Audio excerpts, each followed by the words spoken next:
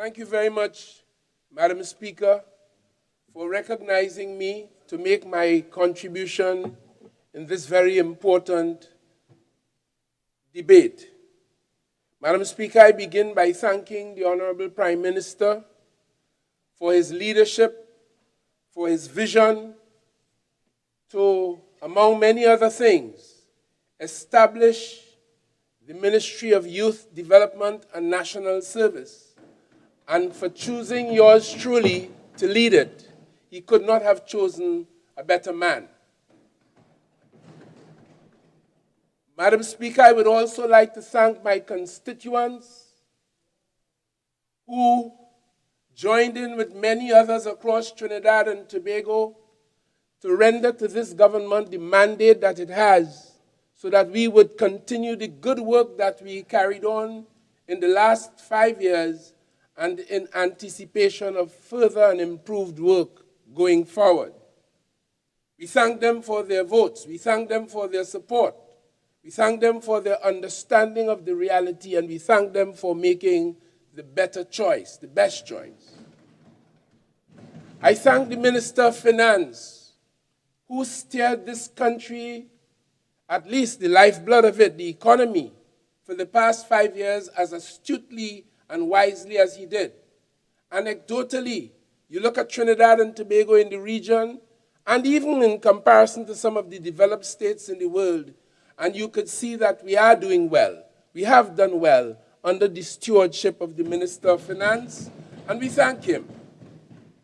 We thank him for this budget, which from all the reports, anecdotally as well, social media, talk shows, business chamber, across the board, apart from a few doubting Thomases and perpetual critics, the report has been very, very good and well received by the population, the budget for 2021.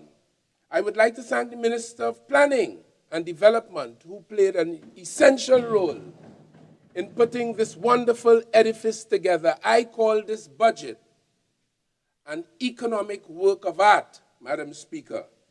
And I would like to congratulate and to thank all of those on this side who have spoken, elucidated, as the Minister of Finance explained, and went into greater details, which he could not do even in the 3+ hours that he spoke, on the matters related to their particular ministries and portfolios.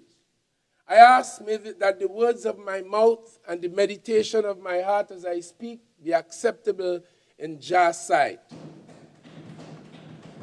I must begin with a little response to the member for Barataria who said he anticipated me. I want to assure him the places he would go, I wouldn't. The people he associated with, I wouldn't. And therefore, he mustn't anticipate me. I am a different kind of man. In fact, I'm a living man, and I got work to do. Madam Speaker, he mentioned en passant that the Attorney General imposed regulations, COVID regulations, so to speak, on this country without bringing them here, overlooking, lawyer as he is, that Mr. Justice Budu Singh, now I think a justice of appeal, not think, I'm assured, he ruled that bringing those regulations to this House was not necessary. You mean the member for Barataria Sangor did not take note of that? It's not necessary. He also told us, shockingly, Madam Speaker, that this government forced persons because of their poverty and other such things to commit crimes, sounding as though he's justifying the commission of crimes in this country, and that the government forced people to do it. I want to ask him one thing. Who forced the former Attorney General and a former senator to find themselves in silver bracelets today? The government had nothing to do with that. In fact, they were the government, Madam Speaker, when the mess took place resulting in those alleged crimes. Madam Speaker, the member for Chaguanas East, she told us that we scraped our way into government with 22 seats, that, coming from the member for Shagwana-Seas, could only be described as a naked untruth, Madam Speaker. We, Madam Speaker, we won a resounding victory in the elections, and we have a mandate of the people of Trinidad and Tobago to execute that mandate. In fact, as I move on, if there's any scraping, you might find it on the desk on Charles Street, where someone is holding on to the desk, don't want to let go, and there are nail prints and marks along the desk. Maybe another crime, malicious damage. But we are minding the business of this country, and that is what we'll do. Madam Speaker, in 2015, among other things, the Prime Minister is quoted as saying, and I'm quoting, "What drives me," meaning him, he the Prime Minister, "is my responsibility to the nation's youth."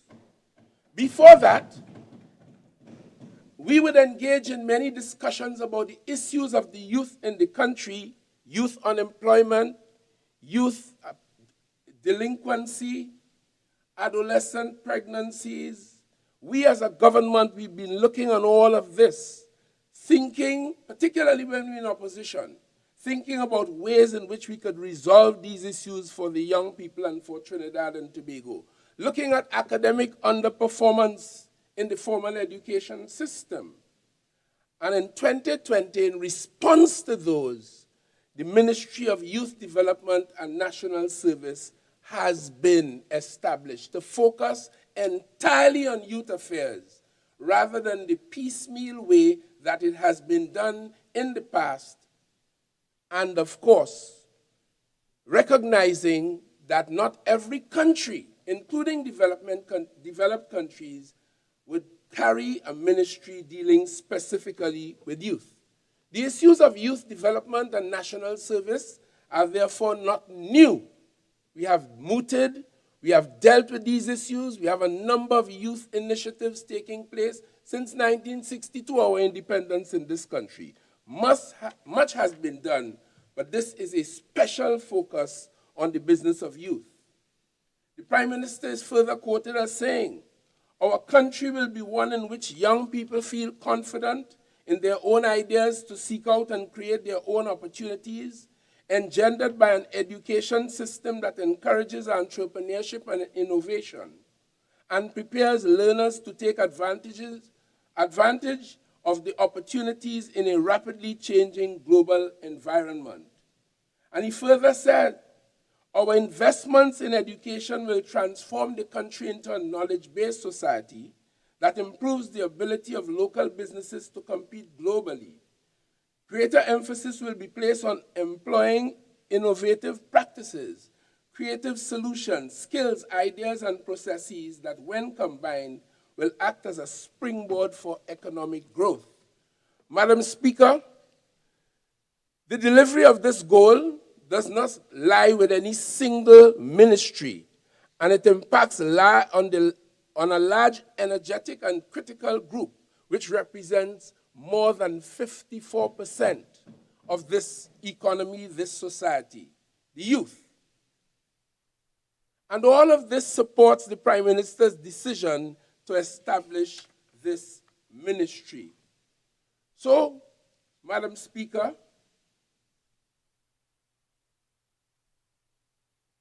the youth of our population is essentially the engine room of the population. You might recall Walter Rodney, in his writing, How Europe Underdeveloped Africa, identified that it was the youth of Africa during those years of slavery, between the ages of 14 and 35, who were brought across the Atlantic for centuries. And he argued that that had the effect of quadrupling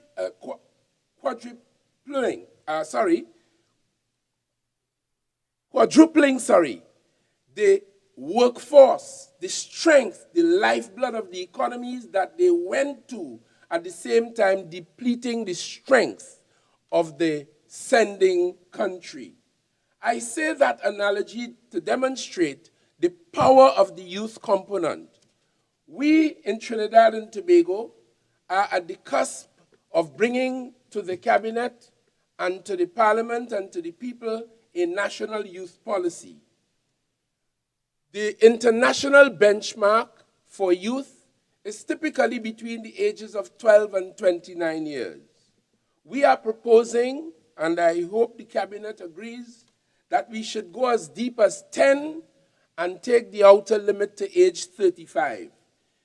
As it now stands, the 12 to 29-year-olds accounts for about 54% of this population. And if we extend in the way I've just proposed, Madam Speaker, that will take us to about closer to 60% of the population, a very critical constituency. To be trained, to be skilled, to be disciplined, to be nurtured, to be loved, to be prepared, to be unleashed on this society in a way that it never has before. That, Madam Speaker, is where we come from. Some of the programs that are now in the Ministry of Youth Development and National Service came from national security, because there was a time when we saw those as crime-resolving initiatives. We have moved on from that. We do not see the youth as a national security problem. We do not see them as a problem to be solved or fixed. Rather, we take a rights-based approach, a human development approach. And this is the reason why some of them have come to this ministry. We see this cohort, we see this constituency, the youth of our nation, as being able to make a continued and an improved, very significant contribution to the development of this country and its economy. Madam Speaker, fundamentally, we do not see the concept of at risk exclusively. There are at-risk individuals, but we see all the youth of the nation, whether described in that way or not.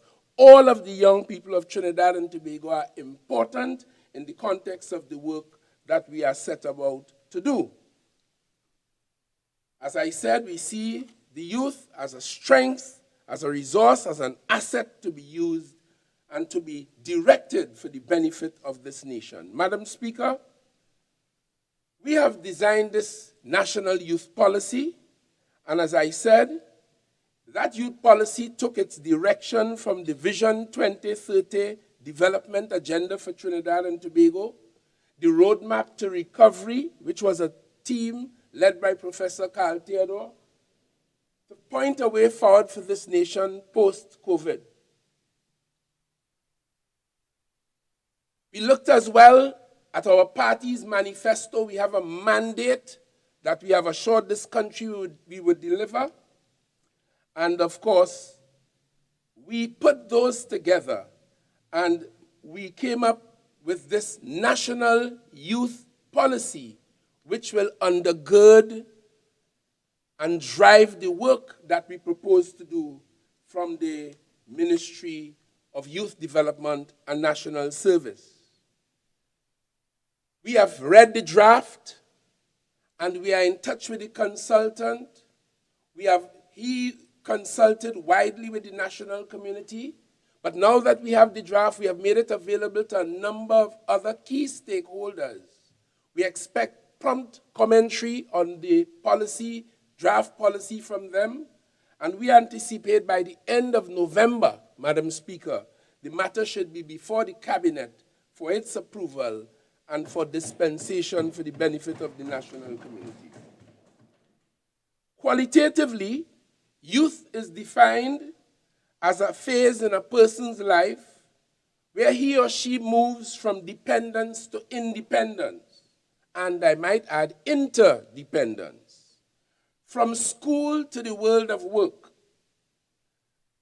from dependence on parents to independent sources of income, and of course, usually from your parents' home to independent living independently. From close relationships, forming close relationships outside of one's family, having children and a family of their own.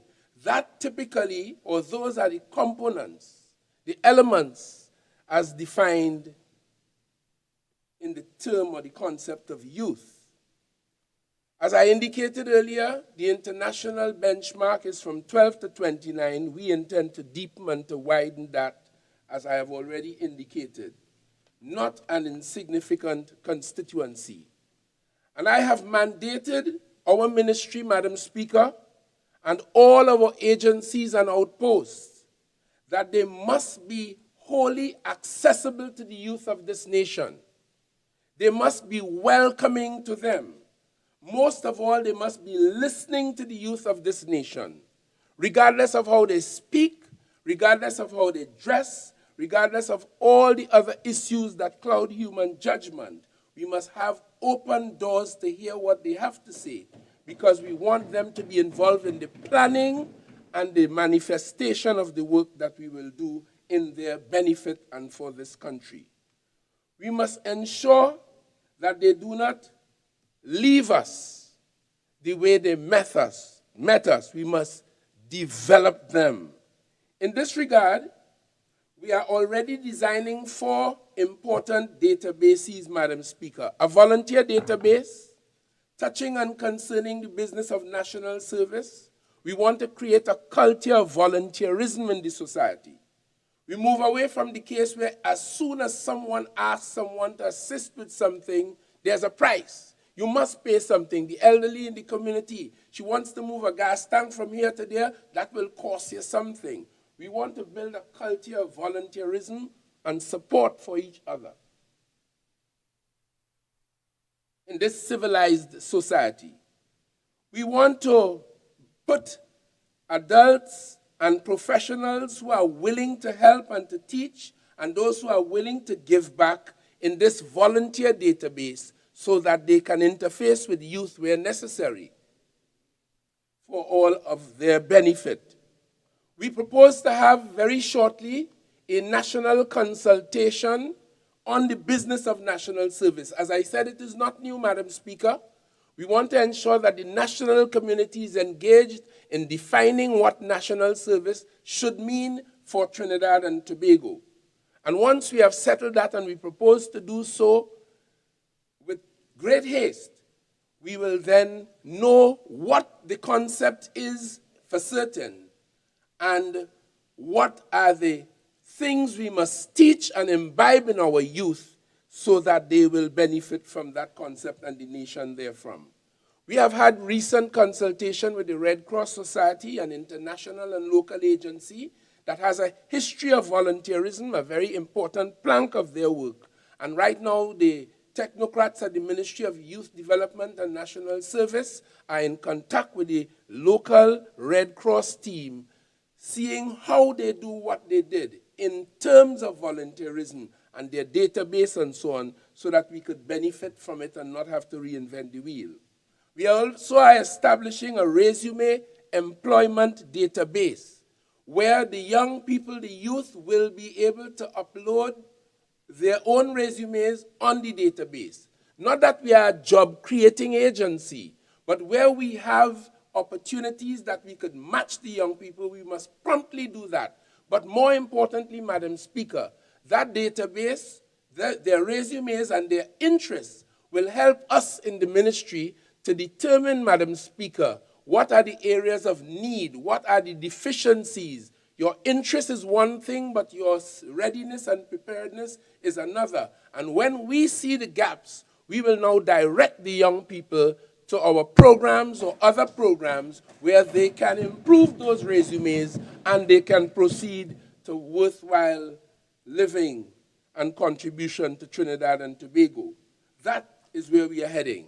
An apprenticeship database where we expect to engage businesses, small, medium, large, sole proprietorships in this database so that they will indicate their willingness to make whatever sacrifice they must make to take at least one or more young people who would have come out of our programs having received certain kinds of training and need on-the-job experience. So we have established this apprenticeship database, considering, of course, that you have the formal small and micro enterprise sector of about 26,000, and I'm advised that there are about 27,000 unregistered informal small and micro enterprises around the place. We expect a burgeoning apprenticeship database to assist the youth in their development. And, Madam Speaker, that may mean some tax concessions to those who are willing to make those sacrifices, and it may mean some support for the youngsters on a stipend while they are in those institutions in their periods of apprenticeship. Those matters we will work out in greater detail going forward. And, Madam Speaker, we propose to develop as well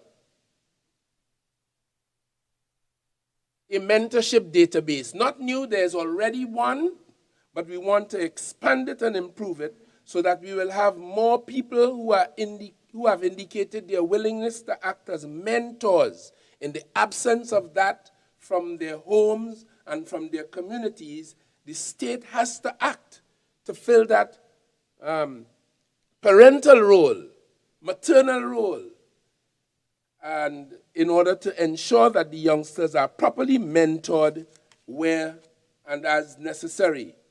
As I indicated earlier, Madam Speaker, we are not focused only on at-risk children. We are focused on all the children of the nation, Madam Speaker, because it is quite clear there are many who have done well academically, but you might have other issues that our programs can add great value to. And we want to create opportunities. And we want all of the children of the nation, all of the youth of the nation to understand what we mean by and to live by the principles that they would learn in the context of national service, every one of them. Madam Speaker, let me quickly demonstrate the design and function that we propose to undertake. At the very pinnacle of the ministry, we will have our resident YDACs, the Youth Development Activity Centers, what they call the youth camps. We had those established back in 1964. We had about 4 of them around the country and 1 for the females in El Dorado. And, Madam Speaker, in a time past, the UNC and government whittled down those institutions, but there's a call, a strong call from the young people of this country to reestablish these youth camps, and we are determined to do that. There are 2 in existence now, Madam Speaker, at Chatham and Puerto Presto, and we intend to develop those, modernize them, implant new skills to be taught therein, digitization included, and all of the modern skills that are required for development in this modern economy. We intend to develop them. At their highest intake, they took about 120 residents. We want to take that to about 250. There's land available, there's opportunity available, and we want to revitalize them and let them loose with full force. We propose, Madam Speaker, to build another 2, one in the eastern part of the country for the youth in that region, in the Wallerfield area, and we propose to build one there. We want to build another one, Madam Speaker, or rebuild and reestablish one on the Western Peninsula in Chagaramas, and work is already afoot to get that going so that the youth in that part and this part of the region will have the benefit of those centers as well. Madam Speaker, the government established an interministerial committee to look at the operations of the development of the apprenticeship centers, the so-called youth camps. And a very comprehensive look, that was shared by Minister Kojo at the time, and a very comprehensive study was taken of the youth camps. We are fully aware of its history, its value, its potential, and of course its problems. And we are intent on continuing our close observation of the terms of this report issued by that committee, and we will be guided by them. Some of the challenges they identified was a change in socioeconomic realities which impact those centers. gangs and drugs, etc., and increasing the number of social and vocational programs competing for limited resources, higher stipends paid out at other training programs, negative perception of the residential nature of the program, stigmatization of the program as a correctional, punitive institution, and obsolete technology and practices. Those were some of the challenges that were identified, but the benefits that were identified far outweigh those, Madam Speaker, and we are determined to reestablish them for the benefit of this country and our youth in particular. As I indicated, there are two, and we propose to build the others, and money has been allocated in these measures in this budget in order to do that. And the sum of $25 million was allocated, Madam Speaker, for the development of the Shagaramas and the one at Wallerfield that I have discussed. Around that, Madam Speaker, we have our youth activity centers. There are seven of them in the country, some of them underutilized. The COVID experience has whittled down some of the work. We intend to reactivate them with full force. We intend as well, Madam Speaker, to establish 4 national service training institutions, 3 for males, 1 for females at different locations around the country, so that when we design the concept of national service and when we determine what are the ingredients, what we must teach the young people of this country in that context, those would be the institutions that would purvey this knowledge on an ongoing basis for the benefits that are quite, in my view, obvious. We intend to make use of all, they fall under the Ministry of Community Development, yes, but we intend to make use of all of the community centers around the country, all of the public spaces, whether it's the church hall, whether it is the school hall, whether it is the community center. We anticipate, we vision, we want to have these effective and open from 8 in the morning until perhaps as late as 10 in the evening under good management, because all of the programs we intend to purvey in our residential programs, we want to conduct them around the country, Madam Speaker, in non-residential settings, so that the children, the young people of the nation could benefit from all that is on offer around Trinidad and Tobago. Madam Speaker, we will tackle, alongside the technical training that we want to share in our residential programs, and I'll identify them a while ago, issues of literacy and remedial training in academics. So we anticipate, Madam Speaker, a very active constituency of youth across Trinidad and Tobago, keen, moving, learning, developing for their own sake and for others. Madam Speaker, we must refurbish some of these youth facilities, the 2 that I've spoken about, and the other 7 youth activity centers. We intend to refurbish them, and money has been allocated in this budget in order to do that. The 7 of them include 1 at St. James, for St. James and Woodbrook, 1 at Basilon Street serving Northeast Port of Spain, Laventille, right not too far from my own constituency office, 1 in Malik, which serves the East-West Corridor, 1 in California, and 1 in Los Bajos. Madam Speaker,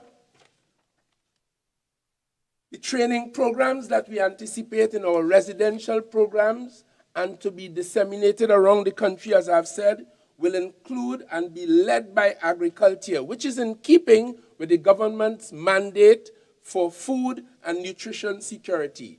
And as a process of part of the process of diversification, we intend to focus very heavily on agriculture in our youth camps, so to speak, and we propose as well to construct a farm school in the Maruga area.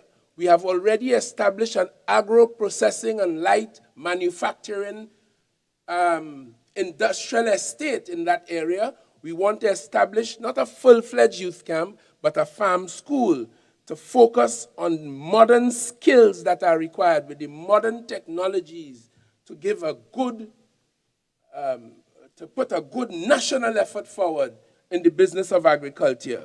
We want to focus as well, Madam Speaker, on the culinary sciences, including, of course, food preparation, because many young people can find opportunities in this area. Many can be self-employed.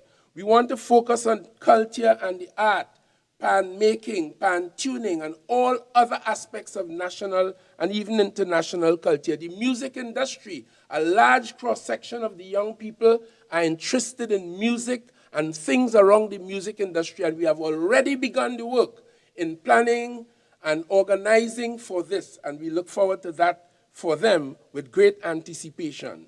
Madam Speaker, we intend to, as the government has signaled, by putting the piece for digitization and the digital transformation of Trinidad and Tobago into the Ministry of Public Administration. When you talk digitization, when you talk the digital platform, you're really talking about youth. One of my colleagues on the other side opined that he did not see enough about youth in this budget, but a blind man wouldn't see. But everything in this budget is about youth, Madam Speaker. And in that digital work, we anticipate the youth will learn the modern skills. I conducted my elections campaign recently. I did 6 of them before. What was different on this occasion is that we had 3 young people in it with us on this occasion. One was a videographer. The other one was a social media specialist. And the other one was a graphic designer. 3 new kinds of skills which we brought to bear in our campaign, and it had significant impact in our reach. Hence the reason why we won so comprehensively. And all of my other colleagues made use of these facilities, and we beat them in the east, north, west, and south. The training programs that we want to offer, Madam Speaker, will include welding. These were already taught in the youth camps, where we intend to accentuate them, and the building trades, including carpentry, beauty culture, dressmaking, and designing, pipe fitting and fabrication, and of course, electrical installation, among many others, and academics. One of the reasons why we will be focusing on academics in all of our training programs, residential and non-residential, is because we are beginning to detect, Madam Speaker, surprisingly perhaps, that there are a number of young people who come out into the world of work, but they are not as numerate and as literate as they should be. And we also recognize, Madam Speaker, that typically in the youth camps, they took them through level 1 in their first year and level 2 in their tech voc and their skill acquisition training. But when it comes to level 4 to become the craftsman or a master craftsman or technician and then master craftsman, you need to have some kind of academic background. And if you don't typically have 5 O levels, including math and English, you're not going to get to those levels. We want to take the youth all the way up. And as a result, we are committed to putting alongside all of what we do, academic opportunities, academic training, so that if they come in with 1 pass or none or 2 or 3, we can take them to the level that they ought to go. And I understand that very, very well, Madam Speaker.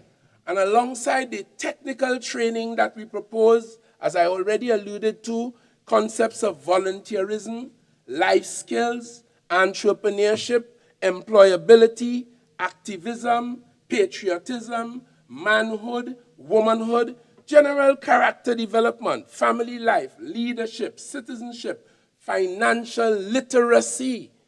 I have young professionals around me all of the time. I'm amazed. 27 years, 28 years, I'm talking about having come out of university and some basic issues of financial literacy they do not have. And we see this, therefore, as very important so that they can make the right decisions and get off rather early, Madam Speaker, to their own development. All of these softer but necessary skills that I've just listed will be infused into all of the programs we'll be offering around Trinidad and Tobago in the platform that we are doing. And Madam Speaker, in addition to our residential and non-residential training opportunities and programs, we intend to conduct training online as well from this ministry so that those who cannot present themselves physically, I'm talking about post-COVID, can still participate and benefit from our training modules, our training programs to their own advancement. It means, therefore, if you have a job and you finish at 11 in the night, you can still go home, spend 2 hours on your laptop or your computer, get into one of the modules and acquire the credits going forward and graduate ultimately with the skill that we intend to purvey. In addition to all of that, Madam Speaker, we want to congratulate and thank the Trinidad and Tobago Defense Force, who has been managing very, very positively and very successfully our CCC program, Civilian Conservation Corps, the MILAT program, that's the military-led academic training, and the MIPAD program, military-led youth program of apprenticeship and reorientation. Madam Speaker, I congratulate them very sincerely because over the years, and these programs have now come into the Ministry of Youth Development and National Service, but over the years, the ladies and gentlemen of the Trinidad and Tobago Defense Force and some of their retired personnel have been doing a magnificent job with our youth between the ages of 18 and 25 years. They focused largely on marginalized youth, and they understood the challenges of those. But as I'm saying to you, Madam Speaker, I want us to move away from the issue of at-risk and marginalized and make some of these opportunities available across the board. Where those concepts are relevant, we will treat with them accordingly. In the CCC program, they run that for about 6 months, and it has been, as I say, very, very successful. Within the last fiscal year, 1,600 participants in 2 cohorts were registered for the various programs in the 8 regions. 15% of the graduates have opened their own businesses from the tracer studies. 77% employment rate of the program's graduate was had. Over 500 former trainees went into the Trinidad and Tobago Defense Force as sworn personnel, and 33% of the graduates have pursued further tertiary education opportunities. Madam Speaker, similar successes in the MILAT program. 103 cadets were enrolled with a 61% graduation rate. 60% of them received the full CXC certificate. 100% of them attaining at least 2 CSEC passing grades. 70% of all the graduates are employed, and the program boasts of having over 150 successful transitions into the Trinidad and Tobago Defense Force. So I think, Madam Speaker, it is quite clear in the MIPAD program, carrying on their academic and pre-technical vocational training to levels 2, very, very, very successful, and those programs will continue within the ambit of this ministry. Only last week, I had the good opportunity to meet with the leaders at the NESC and, of course, the MIC, the National Training Agency, YTEP, and others in order to rationalize what we all offer. Because as you saw from the interministerial report, there's competition for what is being done by one agency and the next. We intend to rationalize that for the benefit of efficiency and efficacy, and we have begun that work, and it will continue to all of our benefit. We have as well, as I indicated, the youth policy, and we have a legislative framework that we use, and of course we are taking a strategic approach to this business of youth development and national service. The guiding philosophy, as I indicated earlier, is not a national security one, not an at-risk one, but it is a rights-based approach and participation by the youth from planning stages in whatever we want to do.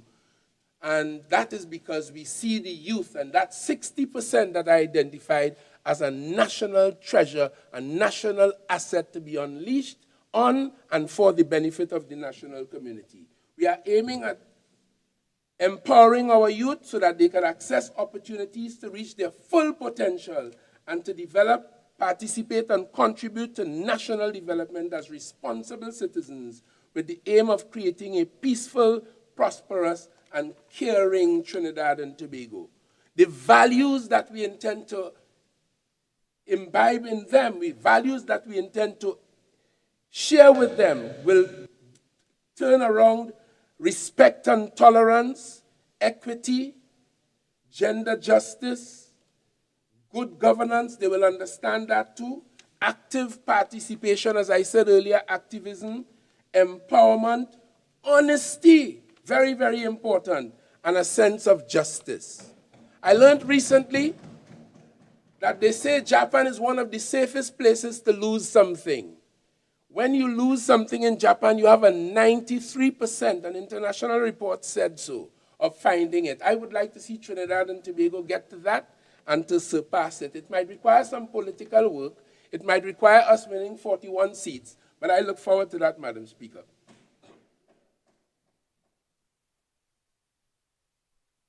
And our major strategies include developing the national youth policy, as I explained, establishment of the national and district youth councils, national youth service programs, as I already explained, strategic implementation plan for the youth, collaborative interdepartment programs with the youth division, with NEDCO, which I'll come to later, and the Department of Micro Development Corporation and the Credit Union, development of a business plan for each youth empowerment center, and development of a business plan for each youth facility. Madam Speaker,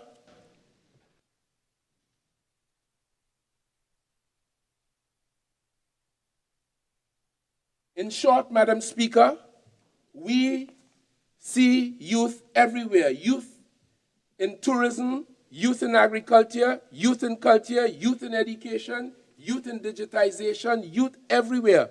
And Madam Speaker, I propose to encourage the youth to establish a national youth forum using the online method, TV and the radio, so that they can let their voices be heard and known to the national community. A national youth debate. We intend to encourage youth activism and a multiplicity of youth exchange programs with other countries, Madam Speaker, have already begun discussing that with some of them for the post-COVID era. Madam Speaker, time is closely creeping up on me, so I need to cut my way through this. I think by now, Madam Speaker, you have a reasonably good understanding of what we want to do. Madam Speaker, with all of the opportunities that we propose to make available, I want to say this, and this comes from an experience that I had in talking to a young citizen of Trinidad and Tobago who made very good in this world. She started out at the Mova Anglican School, went to Success Laventille Secondary, got the President's Gold Medal there. That time it was Composite School. Got the President's Gold Medal there in the Composite Division. Went on to Bishop Anstey. She got the President Medal there at Cape. And in keeping with good government policy, Madam Speaker, she entered the university and she got herself a first-class honors degree. The government's policy was and remains, if you get a first-class honors degree, we'll take you through your master's and to PhD at the state expense. She did exactly that. Today she's a lecturer at the University of London and another university in England, holder of a PhD in developmental economics. In my conversation with her recently on the business of my ministry, she told me there are 3 elements that she considers, and I agreed with her altogether, critical in the development of the youth. 1, good government policy, as I've just explained. The PNM's education policy has been good and sound and has served this country very well for many, many years. And we intend to continue that.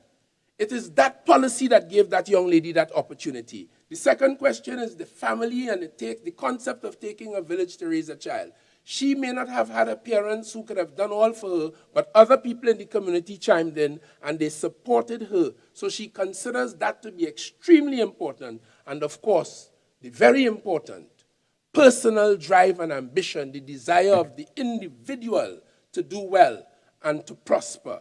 And therefore, we intend to undergird all of what we do. We will execute good, sound government policy, Madam Speaker. And in the 2 minutes, Yes, and Madam Speaker, I wanted to say some of the good things that are happening in the constituency of Laventille West, all the paving that is taking place, all the development that is taking place. But I'll have to content myself with dealing with that for another time. Madam Speaker, I thank you.